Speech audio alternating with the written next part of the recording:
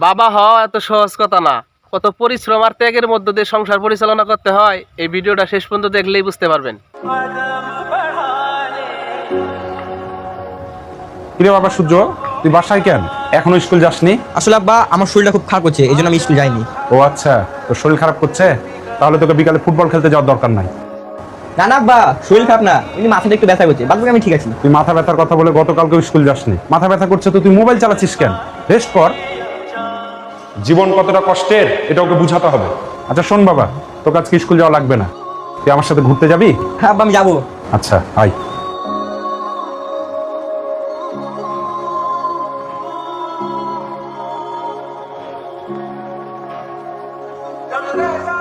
শোন বাবা, তুই এই পাশের ময়লাগুলো তুল, আমি এপারে তুলছি।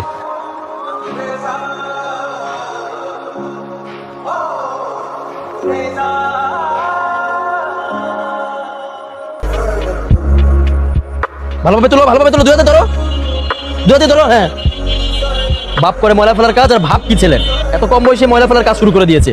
এদের দ্বারা অন্য কিছু সম্ভব নাকি? ভালোভাবে যে পড়ে গেল এটা ব্যবসাটা তুলো ভালোভাবে।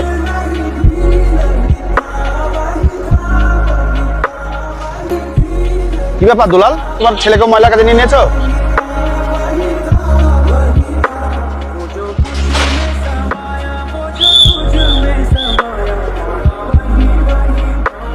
এই লোক, কতদিন পর কি হয়? হ্যাঁ, একদিন আসো একদিন আসো না। বাসার ময়লা জামা স্তূপ হয়ে গেছে, গন্ধে থাকা যাচ্ছে না। তাড়াতাড়ি ময়লাগুলো তুলো, আর প্রতিদিন সবার আগে আমার ময়লাগুলো তুলবা, তারপর অন্য কাজে যাবা, নাহলে তোমার নামে কমপ্লেন করবো। নাও তাড়াতাড়ি করো। ঠিক আছে স্যার, আয় তুই তাড়াতাড়ি আয়। এই তুমি তুলে যাও।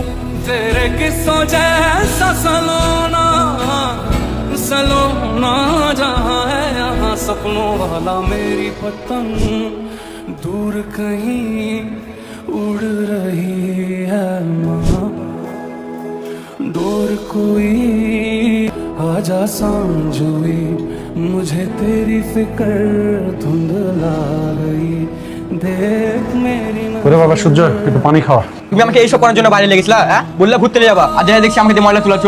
আমার এলাকা দেখলো না, আমার পাড়া প্রতিবেশী দেখলো না, বন্ধু বান্ধব দেখলো না, আমার মান সম্মান আছে? দেখলি তো বাবা, ময়লা তোলার কাজ কতটা কষ্টের। মানুষ কত রকমের কথা বলে, গাল মন্দ করে, সব মুখ বুঝে সহ্য করে কাজগুলা করে যাচ্ছি বাবা।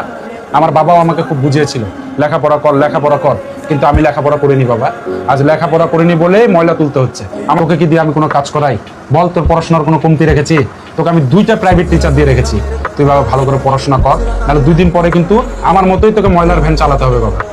বাবা আমি আমার ভুল বুঝতে পেরেছি বাবা, তুমি আমার জন্য কত কষ্ট করো, কত মানুষের গাল মন্দ খাও শুধুমাত্র আমার পড়ালেখা খরচের জন্য। বাবা আমি আজকে তোমার কথা দিলাম, আমি আর কখনো পড়ালেখায় ফাঁকি দিব না।